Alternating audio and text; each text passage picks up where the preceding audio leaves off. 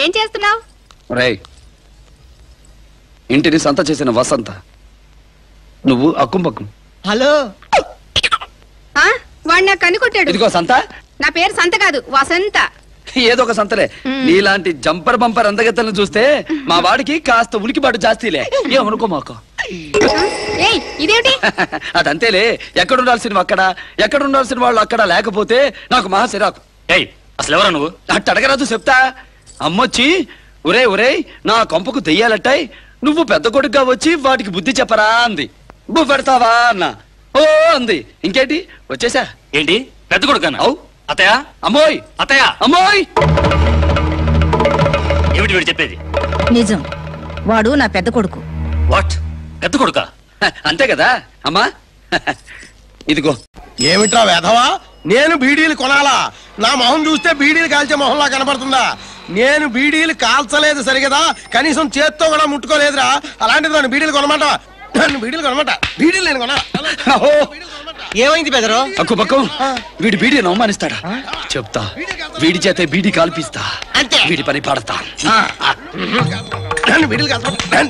ఇదిగో పెద్దాయన, నీకు జుట్టు నెరిసిందే గాని బుద్ధి లేదయ్యా. ఏమిటి? నాకు బుద్ధి లేదా? అంతే కదూ. అసలు నీకు బీడి చరిత్ర తెలుసా అంట? దేవలోకం నుండి అమృతపు చుక్క నేల మీద పడి బీడి మొక్క అయింది. అబ్బా, అలా జరిగిందా? అంతే కదూ మరి. అందుకే దీనికి వేస్ట్. బీడి తాగని బతుకు వేస్ట్. ఓహో, నీకు తెలుసా? బీడి తాగకపోతే వచ్చే జన్మలో దున్నపోతే పుడతాం. దున్నపోతే పుడతా? అయ్యి బాబోయ్, సమయానికి వచ్చి చెప్పావు కాబట్టి సరిపోయింది. మరి అయితే బీడీలు కొన్నా? అంతే కదూ. మరి అబ్బాయి బీడీ కట్టకపోయి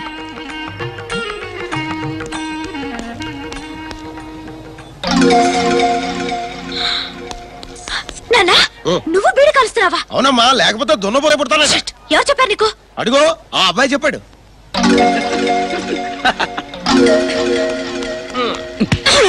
ఏంటబ్బాయి, మా నాన్న చేత బీడి కల్పిస్తావా? ఒక్క మీ నాన్న చేత ఏంటి, జనం అందరి చేత కాల్పిస్తా. అవసరమైతే నీ చేత కూడా కాల్పిస్తా. నీ వల్ల కాదు. నా వల్ల కాని పనంటూ లేదు బుల్లెమ్మా. కింద నుంచి వచ్చా. నువ్వు కాల్పిస్తే నేను మాన్పిస్తా. చూద్దామా? ఛాలెంజ్. అయితే కాసుకో. ఇంత అవమానం జరిగిన ఈ ఇంట్లో నేను చేస్తే ఉంటాను. ఏంటి బతికినానికి వచ్చి బెదిరిస్తావేంటి? అంటే ఒత్తి చేతులు తక్కడైపోతాయా? పాపం దాని అందం చందం మొత్తం నీకే దారపోసే. సరేలే, ఓ 25 లక్షలు దానికి నష్టపరిహారం పారి దాని పట్టది పోసుకుంటది. ఇవ్వను. ఇవ్వకపోతే నన్ను పెళ్లి చేసుకుంటానని చెప్పి మోసం చేసావని నిన్ను జైల్లో పెట్టిస్తా. వద్దు, ఆయన్ని జైల్లో పెట్టించొద్దు. కావాలంటే నా నగలన్నీ ఇచ్చేస్తాను, తీసుకుని వెళ్ళిపోండి. రాజీ, నువ్వు నగలవద్దు. వీళ్ళు ఏం చేస్తారో నేను చూసుకుంటాను.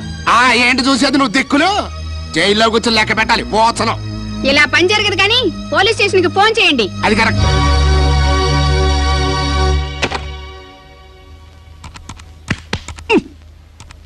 కంసమామా, పోలీసు వాళ్ళకి ఎవరు చెప్తా? కాకినాడలో ఇదే పద్ధతిలో బుల్లెబ్బాయి గారిని మోసం చేసి రాజమండ్రి సెంట్రల్ జైల్లో 6 నెలలు చెప్పకూడు తినొచ్చిన పంకజం ఇదేనని చెప్పేవి కనుక కొంపలు అంటుకుపోతాయి. ఏం లేదులే, రాజమండ్రి జైల్లో ఇచ్చిన కాగితం నా దగ్గర ఉందిలే. అందుకని నీ మేలు కోరి చెప్తున్నా. ఇదిగో చదువుకో. విశాఖపట్నంలో చంపకం పేరుతో సేటును మోసం చేస్తే హైదరాబాద్ జైల్లో 8 నెలలు గడిపొచ్చిందిలే. ఆ కాగితం కూడా తీసుకొచ్చా, ఎందుకని మంచిదని. ఏందా చదువుకో.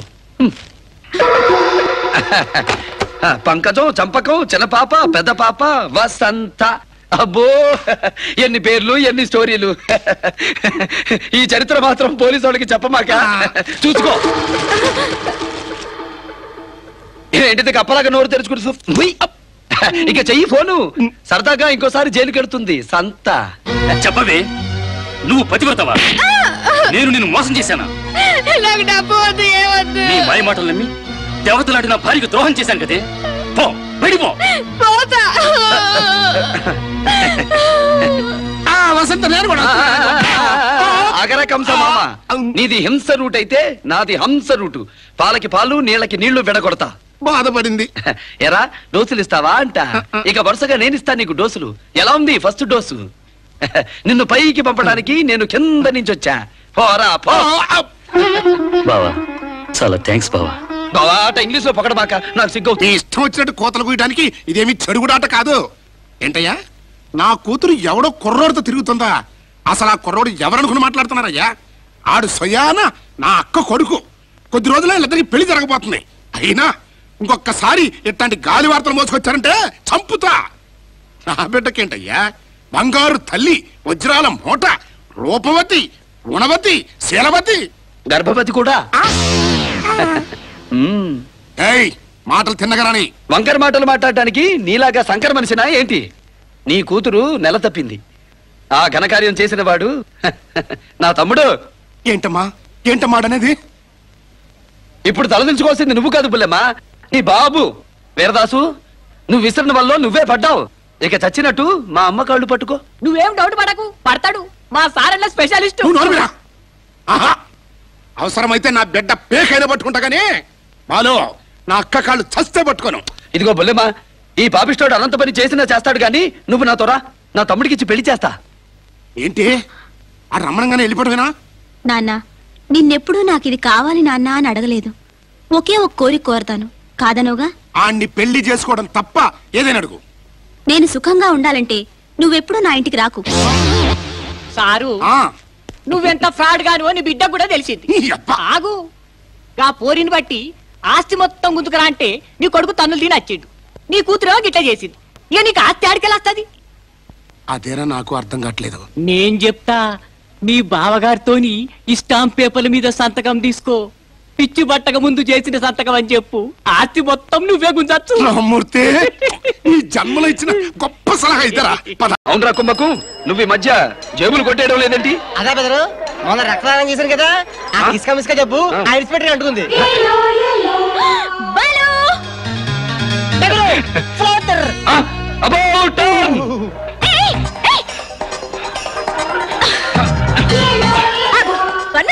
ఎన్నాడు నేను ఒక్కదాన్ని లవ్ చేయను.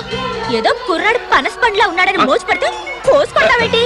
లవ్ చేయడం మన వల్ల కాదని చెప్పే కబుల్లమ్మా. వల్ల కాదా? లవ్ చేయడం పెద్ద పనా?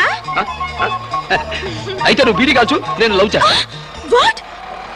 నేను బీడీ కాల్చాలా? ఏ ఇదేమంత పెద్ద పనా? నో, నా వల్ల కాదు. చిక్కిందిరా చిలక. నువ్వు బీడీ కాల్చు, అప్పుడు నేను లవ్ చేస్తా. వస్తా. బెదరు, బీడి కాలిస్తే లవ్ చేస్తావా? ఉత్తరే తప్పించుకోవడానికి చెప్పా పదా. ఆడవాడు రాకెట్లు నడుపుతున్నారు, ఆఫ్టర్ ఆల్ బీడీ కాల్చలేనా? ట్రై చేద్దాం. ఏం కావాలమ్మా? ఏం కావాలమ్మా? చెప్తా. ఒకటి. ఏంటది? అది. అదంటే ఎవరితో చెప్పవు కదా? చెప్పను. ఒట్టు? ఒట్టు ఎవరితో చెప్పండి, చెప్పండి అమ్మా. ఒక బీడీ ఇవ్వు. బీడియా? చాకు తర్వాత తినొచ్చు, ముందు బీడీ ఇచ్చే. ఒక 100 రూపాయలు ఉంటుందా? 100 కాదమ్మా, 10 పైసలే. ఉంచుకో. ఇది ఎలా అంటించాలి? నేను అంటిస్తా.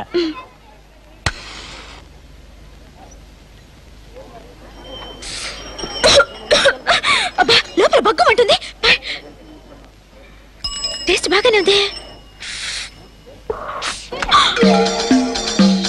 అమ్మో డాడీ, చేతిలో బీడీ. ఇప్పుడు ఎలా?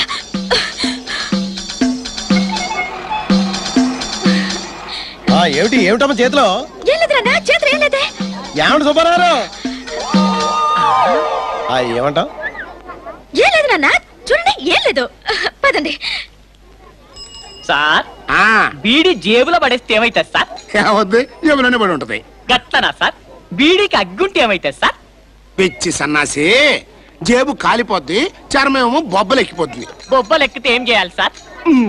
అది కూడా తెలిసావుదంట్రా. బర్ణాలు రాయాలి. గట్లనా? అయితే ఇప్పుడే పోయి బర్ణాలు తీసుకొస్తా. ఇప్పుడు బర్ణాలు ఎందుకురా? ఎందుకంటే నీ జేబులో కాలుతున్న బీడి ఉన్నది. కోరి పడేసింది. ఆ విషయం ముందు